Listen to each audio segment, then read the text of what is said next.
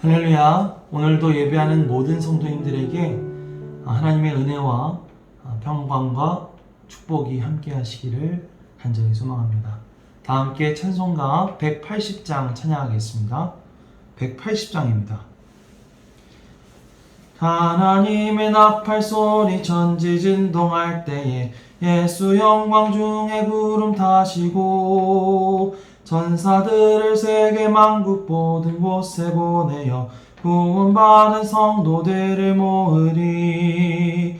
나팔 불 때 나의 이름, 나팔 불 때 나의 이름, 나팔 불 때 나의 이름, 부를 때에 잔치 참여하겠네. 무덤 속에 잠자는 자 그때 다시 일어나 영화로운 부활 승리 얻으리. 주가 택한 모든 성도 구름 타고 올라가 공중에서 주의 얼굴 배우리. 나팔 불 때 나의 이름, 나팔 불 때 나의 이름, 나팔 불 때 나의 이름, 부를 때에 잔치 참여하겠네. 주님 다시 오실 날에 두리할 수 없으니 항상 기도하고 깨어 있어서 기쁨으로 보좌 앞에 우리 나가서도록 그때까지 참고 기다리겠네. 나팔 불 때 나의 이름, 나팔 불 때 나의 이름, 나팔 불 때 나의 이름, 부를 때에 잔치 참여하겠네. 아멘. 다 함께 기도하시겠습니다.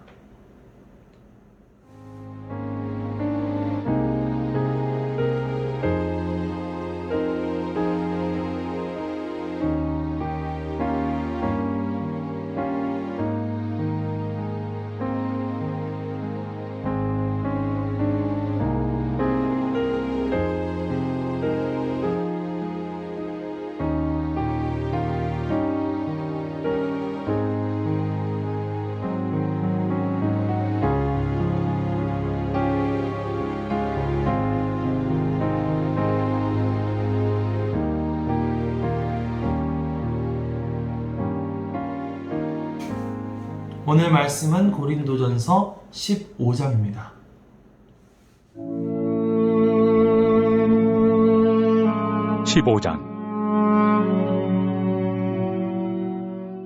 형제들아, 내가 너희에게 전한 복음을 너희에게 알게 하노니 이는 너희가 받은 것이요 또 그 가운데 선 것이라.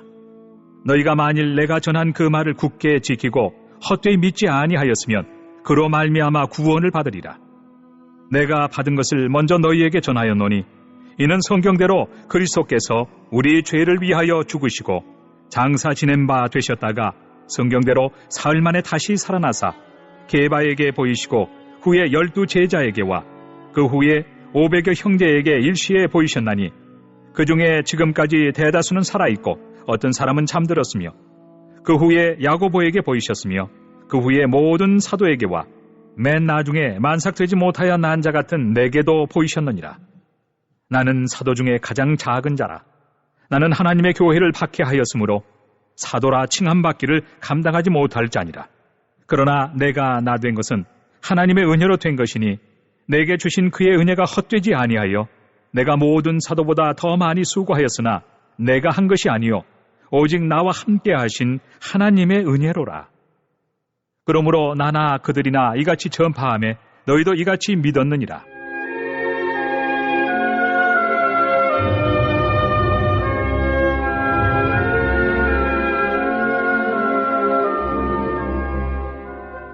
그리스도께서 죽은 자 가운데서 다시 살아나셨다 전파되었거늘 너희 중에서 어떤 사람들은 어찌하여 죽은 자 가운데서 부활이 없다 하느냐. 만일 죽은 자의 부활이 없으면 그리스도도 다시 살아나지 못하셨으리라. 그리스도께서 만일 다시 살아나지 못하셨으면 우리가 전파하는 것도 헛것이요 또 너희 믿음도 헛것이며 또 우리가 하나님의 거짓 증인으로 발견되리니 우리가 하나님이 그리스도를 다시 살리셨다고 증언하였습니다. 만일 죽은 자가 다시 살아나는 일이 없으면 하나님이 그리스도를 다시 살리지 아니하셨으리라. 만일 죽은 자가 다시 살아나는 일이 없으면 그리스도도 다시 살아나신 일이 없었을 터이요. 그리스도께서 다시 살아나신 일이 없으면 너희의 믿음도 헛되고 너희가 여전히 죄 가운데 있을 것이요. 또한 그리스도 안에서 잠자는 자도 망하였으리니 만일 그리스도 안에서 우리가 바라는 것이 다만 이 세상의 삶뿐이면 모든 사람 가운데 우리가 더욱 불쌍한 자이리라. 그러나 이제 그리스도께서 죽은 자 가운데서 다시 살아나사 잠자는 자들의 첫 열매가 되셨도다. 사망이 한 사람으로 말미암았으니 죽은 자의 부활도 한 사람으로 말미암는도다. 아담 안에서 모든 사람이 죽은 것 같이 그리스도 안에서 모든 사람이 삶을 얻으리라. 그러나 각각 자기의 차례대로 되리니 먼저는 첫 열매인 그리스도요, 다음에는 그가 강림하실 때 그리스도에게 속한 자요, 그 후에는 마지막이니 그가 모든 통치와 모든 권세와 능력을 멸하시고 나라를 아버지 하나님께 바칠 때라. 그가 모든 원수를 그 발 아래에 둘 때까지 반드시 왕노릇 하시리니 맨 나중에 멸망받을 원수는 사망이니라. 만물을 그의 발 아래 두셨다 하셨으니 만물을 아래에 둔다 말씀하실 때 만물을 그의 아래에 두시니가 그 중에 들지 아니한 것이 분명하도다. 만물을 그에게 복종하게 하실 때에는 아들 자신도 그때 만물을 자기에게 복종하게 하신 이에게 복종하게 되리니 이는 하나님이 만유의 주로서 만유 안에 계시려 하심이라.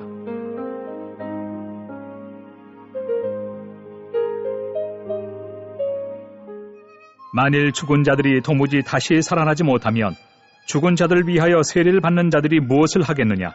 어찌하여 그들을 위하여 세례를 받느냐? 또 어찌하여 우리가 언제나 위험을 무릅쓰리요? 형제들아, 내가 그리스도 예수 우리 주 안에서 가진 바 너희에 대한 나의 자랑을 두고 단언하노니 나는 날마다 죽노라. 내가 사람의 방법으로 에베소에서 맹수와 더불어 싸웠다면 내게 무슨 유익이 있으리요? 죽은 자가 다시 살아나지 못한다면 내일 죽을 터이니 먹고 마시자 하리라. 속지 말라. 악한 동무들은 선한 행실을 더럽히나니 깨어 의를 행하고 죄를 짓지 말라. 하나님을 알지 못하는 자가 있기로 내가 너희를 부끄럽게 하기 위하여 말하노라. 누가 묻기를 죽은 자들이 어떻게 다시 살아나며 어떠한 몸으로 오느냐 하리니 어리석은 자여, 내가 뿌리는 씨가 죽지 않으면 살아나지 못하겠고 또 내가 뿌리는 것은 장래 형체를 뿌리는 것이 아니요 다만 밀이나 다른 것의 알맹이뿐이로되 하나님이 그 뜻대로 그에게 형체를 주시되 각 종자에게 그 형체를 주시느니라. 육체는 다 같은 육체가 아니니 하나는 사람의 육체요, 하나는 짐승의 육체요, 하나는 새의 육체요, 하나는 물고기의 육체라.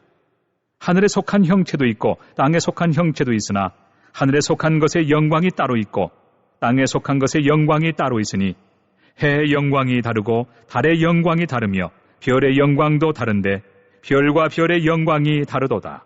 죽은 자의 부활도 그와 같으니 썩을 것으로 심고 썩지 아니할 것으로 다시 살아나며 욕된 것으로 심고 영광스러운 것으로 다시 살아나며 약한 것으로 심고 강한 것으로 다시 살아나며 육의 몸으로 심고 신령한 몸으로 다시 살아나나니 육의 몸이 있은즉 또 영의 몸도 있느니라. 기록된 바 첫사람 아담은 생령이 되었다 함과 같이 마지막 아담은 살려주는 영이 되었나니 그러나 먼저는 신령한 사람이 아니요 육의 사람이요 그 다음에 신령한 사람이니라. 첫사람은 땅에서 났으니 흙에 속한 자이거니와 둘째 사람은 하늘에서 나셨느니라. 무릇 흙에 속한 자들은 저 흙에 속한 자와 같고 무릇 하늘에 속한 자들은 저 하늘에 속한 이와 같으니 우리가 흙에 속한 자의 형상을 입은 것 같이 또한 하늘에 속한 이의 형상을 입으리라. 형제들아, 내가 이것을 말하노니 혈과 육은 하나님 나라를 이어받을 수 없고 또한 썩는 것은 썩지 아니하는 것을 유업으로 받지 못하느니라. 보라, 내가 너희에게 비밀을 말하노니 우리가 다 잠잘 것이 아니요 마지막 나팔에 순식간에 호련히 다 변화되리니 나팔 소리가 나매 죽은 자들이 썩지 아니할 것으로 다시 살아나고 우리도 변화되리라. 이 썩을 것이 반드시 썩지 아니할 것을 입겠고 이 죽을 것이 죽지 아니함을 입으리로다. 이 썩을 것이 썩지 아니함을 입고 이 죽을 것이 죽지 아니함을 입을 때에는 사망을 삼키고 이기리라고 기록된 말씀이 이루어지리라. 사망아, 너의 승리가 어디 있느냐? 사망아, 내가 쏘는 것이 어디 있느냐? 사망이 쏘는 것은 죄요, 죄의 권능은 율법이라. 우리 주 예수 그리스도로 말미암아 우리에게 승리를 주시는 하나님께 감사하노니, 그러므로 내 사랑하는 형제들아, 견실하며 흔들리지 말고 항상 주의 일에 더욱 힘쓰는 자들이 되라. 이는 너희 수고가 주 안에서 헛되지 않은 줄 알미라. 당시 고린도 교회에는 부활이 없다고 주장하는 거짓된 가르침이 유포되고 있었습니다. 그래서 사도 바울은 오늘 말씀을 통해 기독교의 올바른 교리와 복음에 대해 가르쳐주고 있습니다. 2절 말씀에서 사도 바울은 자신이 고린도 교인들에게 전했던 그 말, 즉 복음을 굳게 지키고 헛되이 믿지 않는 사람은 그로 말미암아 구원을 받을 것이라고 말하고 있습니다. 자, 그렇다면 바울이 전했던 그 내용은 무엇일까요? 3절에서 8절입니다.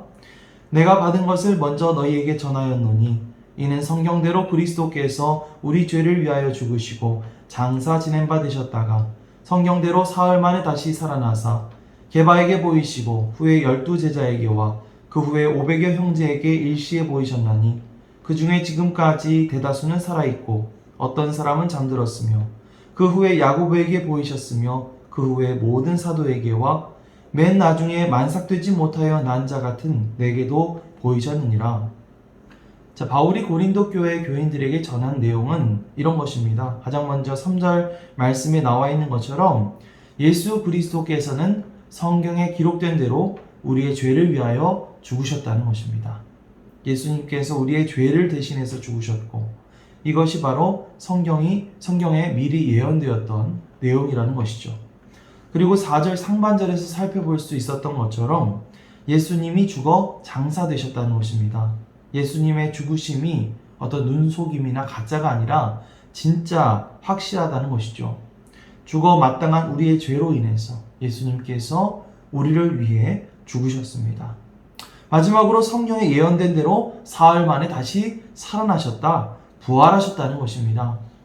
예수님은 죄와 죽음의 권세를 모두 이기시고 승리하셨습니다. 이것이 바로 고린도 교회 교인들에게 바울이 전했던 복음의 내용이죠. 예수님의 부활은 많은 사람들에 의해서 증거되었습니다. 부활하신 예수님은 처음에는 베드로에게 자신을 보이셨고 그 후에는 12제자, 그 후에는 500여 명이 넘는 사람들에게도 보이셨는데 사도 바울이 편지를 쓸 때까지만 하더라도 그들 중에 대다수가 살아있었다고 하니까 참 재미있는 사실이죠. 그 후에 예수님은 야고보에게, 그 후에는 모든 사도에게, 나중에게는 바울 자신에게도 나타나셨다고 고백하고 있습니다. 바울은 다메섹으로 가던 도중에 예수님을 만나 변화되는 역사를 경험했죠. 한마디로 바울은 예수님의 부활 사건은 성경에 예언된 그대로 일어난 사건이고 또 그것을 분명히 목도할 수많은 증인들이 있다고 말하고 있는 것입니다. 그리고 바로 자기 자신도 그 부활의 증인이라고 말합니다. 사실 사도 바울은 앞장서서 교회를 박해했던 그런 인물이죠. 어떻게 보면 지옥행 1등석에 탔던 그런 사람이라고 할 수 있었겠죠. 그런데 부활하신 예수님께서 그를 만나주셨습니다. 그리고 그는 부활하신 예수님을 만남으로써 이제는 사도로서 새로운 삶을 살아가게 되었습니다. 그렇기 때문에 사도 바울은 겸손하게 자기 자신은 가장 작은 사도에 불과하고 또 자신이 한 모든 것은 하나님의 은혜일 뿐이라고 겸손하게 고백하고 있는 것이죠. 9절에서 10절입니다. 나는 사도 중에 가장 작은 자라 나는 하나님의 교회를 박해하였으므로 사도라 칭함받기를 감당하지 못할 자니라. 그러나 내가 나된 것은 하나님의 은혜로 된 것이니 내게 주신 그의 은혜가 헛되지 아니하여 내가 모든 사도보다 더 많이 수고하였으나 내가 한 것이 아니요 오직 나와 함께 하신 하나님의 은혜로라. 아멘. 우리도 마찬가지입니다. 우리도 바울처럼 죄악에 빠져 있었던 사람들입니다. 그러나 부활하신 주님께서 우리를 만나주셨습니다. 우리는 우리의 죄를 위해 죽으시고 다시 살아나심으로 사망의 권세를 이기시고 승리하신 주님을 믿습니다. 이제 우리가 살아가는 것이 모두 하나님의 은혜 덕분인 줄 믿습니다. 그렇게 바울은 12절 이하 말씀을 통해서 부활이 얼마나 실제적인 일이고 또 우리 신앙에 있어서 얼마나 중요한 일인지 계속해서 설명해주고 있습니다. 13절에서 15절입니다. 만일 죽은 자의 부활이 없으면 그리스도도 다시 살아나지 못하셨으리라. 그리스도께서 만일 다시 살아나지 못하셨으면 우리가 전파하는 것도 헛것이요 또 너희 믿음도 헛것이며 또 우리가 하나님의 거짓 증인으로 발견되리니 우리가 하나님이 그리스도를 다시 살리셨다고 증언하였습니다. 만일 죽은 자가 다시 살아나는 일이 없으면 하나님이 그리스도를 다시 살리지 아니하셨으리라. 자, 만약 그리스도께서 부활하지 않으셨다면 바울이 지금 전파하고 가르치는 것, 그러니까 그들이 믿는 모든 것이 다 헛것이 되는 것이고 또 부활을 증거하는 수많은 사람들은 다 거짓 증인이 되는 것이겠죠. 뿐만 아니라 17절 말씀을 통해 사도 바울은 그리스도가 부활하지 않으셨다면 우리의 모든 믿음이 헛된 것이 되는 것이고 우리는 여전히 이 죄의 문제를 해결하지 못해 죄의 굴레에 얽매여 있을 수밖에 없는 그런 존재가 될 것이라고 말합니다. 부활과 영생에 대한 소망이 없는 그리스도인은 그저 그냥 세상에서 가장 처량하고 불쌍해 보이는 그런 사람들이 될 뿐이라는 것이죠. 그래서 바울은 주님이 진정으로 살아나셨고 또 그들이 가진 그 부활에 대한 소망이 헛된 것이 아님을 강하게 확신시켜 주고 있습니다. 20절입니다. 그러나 이제 그리스도께서 죽은 자 가운데서 다시 살아나사 잠자는 자들의 첫 열매가 되셨도다. 자, 예수님께서는 죽은 자들 가운데 다시 살아나신 첫 열매가 되셨습니다. 구약 시대에 농사의 첫 열매는 감사의 표시로 주님께 바쳤는데요. 그것은 그들이 추수한 첫 곡식이야말로 앞으로 더 많은 것을 주시겠다는 하나님의 약속이었기 때문이죠. 예수님이 죽은 자 가운데서 처음으로 부활하신 분이라는 사실은 앞으로 더 많은 부활을 약속하신다는 하나님의 신호이기도 합니다. 우리는 예수님의 부활을 믿음으로써 이 죽음이 끝이 아니라 마지막 때 예수님이 재림하시고 사탄의 권세를 심판하실 때 우리도 예수님과 같이 다시 삶을 부여받게 됨을 기대할 수 있게 되는 줄 믿습니다. 그래서 사도 바울은 34절 말씀을 통해서 깨어 의를 행하고 죄를 짓지 말라 이렇게 말을 해요. 부활을 믿는 사람, 지금의 삶이 끝이 아니라는 것을 아는 사람은 죄 가운데 사는 것이 아니라 깨어 있어 기도하고 또 의로운 삶을 살아가기에 힘쓰는 사람들이어야 한다는 것이죠. 오늘도 부활의 첫 열매가 되신 예수님을 믿고 깨어 하나님이 기뻐하시는 삶을 힘써 살아가는 저와 여러분들이 되시기를 간절히 소망합니다. 자, 그렇다면 이제 부활에 대해서 여러 가지 구체적인 궁금증들이 생기게 될 것 같습니다. 부활을 하게 되면 우리는 어떻게 다시 살아나게 되는 걸까? 우리는 어떤 몸이 될까? 이런 궁금증들이 생길 수 있는데요. 바울은 35절 이하 말씀을 통해서 이 부활에 대한 구체적인 설명들을 해주고 있습니다. 바울은 부활에 대한 이해를 돕기 위해서 씨앗을 심는 비유를 하고 있어요.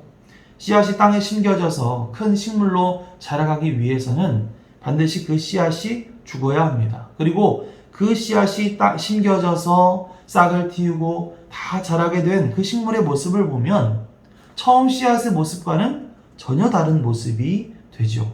마찬가지로 우리의 육신이 죽어서 땅에 묻힌 뒤에 우리가 다시 생명을 얻어 부활하게 되면 그것은 현재 우리가 가진 육신의 모습과는 다른 모습이 될 거라는 사실입니다. 이 세상에 육체를 가진 생물들이 다양한 모습들을 지니고 있는 것처럼 우리도 하늘에 속한 사람이 되면 하나님께서 이 부활한 생명에 알맞는 형태로 우리를 다시 만드실 줄 믿습니다. 자, 그렇다면 우리가 부활한 뒤 얻게 될 새로운 몸의 특징은 무엇일까요? 우리 42절 말씀을 보면요. 먼저 우리의 몸은 늙어지고 썩어지지만 우리가 부활 후에 얻게 될 새로운 몸은 죽지 않는, 썩지 않는 몸이 된다고 말하고 있습니다. 43절 말씀을 보면 이전에 우리의 몸이 죄를 짓고 타락한 그런 욕된 몸인데 반해서 새로 얻게 될 몸은 영광스러운 몸이다 라고 표현을 하고 있어요. 이제 우리는 우리의 새 몸을 통해서 온전히 하나님께 영광을 돌리게 된다라는 것이죠. 이전의 몸은 약한 몸이지만 부활을 통해서 새롭게 얻게 된 몸은 건강하고 강인한 몸으로 다시 살아나게 될 것입니다. 그리고 44절 말씀처럼 우리의 몸은 육적인 몸이 아니라 신령한 몸, 영적인 몸이 된다고 말하고 있죠. 새로운 몸으로서 우리는 영원한 하나님의 계획과 아름다운 조화를 이루며 살아가고 또 하나님과 마음껏 교제할 수 있게 될 것입니다. 지금 우리의 몸은 아담의 형상과 같지만 이 부활의 날에는 우리가 하늘에 속한 이로서 예수 그리스도의 거룩한 형상과 같아지게 될 것임을 사도 바울은 말해주고 있습니다. 자, 그렇다면 언제, 어떻게 이런 일이 일어나게 될까요? 사도 바울은 51절 하반절 말씀을 통해서 이 일이 순식간에 호련히 일어나게 될 것이라고 말합니다. 아무도 예상하지 못한 바로 그 날에 예수님께서 이 땅 가운데 다시 오실 그때에 이 일이 벌어지게 될 것입니다. 그날 우리는 모두 썩지 않는 새로운 몸을 입게 될 것입니다. 아담과 하와가 저지른 죄 때문에 우리의 옛 몸은 늙어지고 죽어지고 썩어지게 되었지만 우리는 예수 그리스도로 인해 죄와 사망의 권세로부터 승리하여 부활의 소망을 얻게 되는 줄 믿습니다. 그래서 사도 바울은 이 부활의 소망을 바탕으로 오늘 고린도 교인들에게 권면을 하고 있는 것입니다. 마지막으로 57절, 58절 말씀을 읽습니다.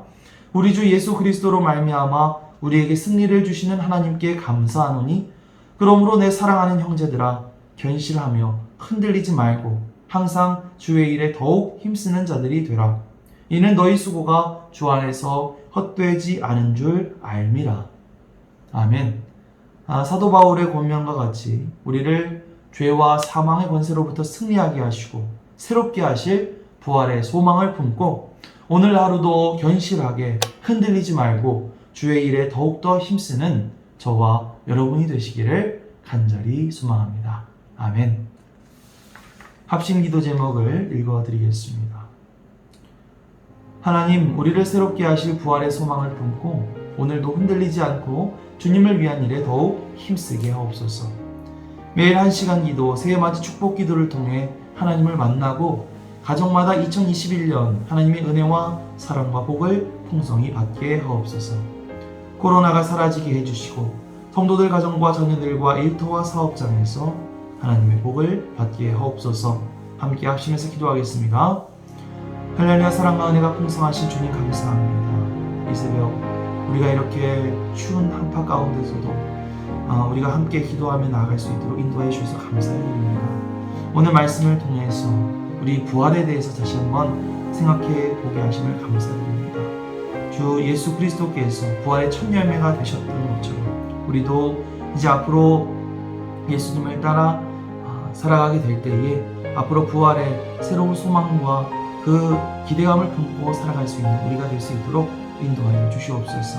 우리를 새롭게 하실 부활의 소망을 품고 오늘도 우리가 흔들리지 않고 주님을 위한 일에 더욱 힘쓰며 나아가게 하옵소서.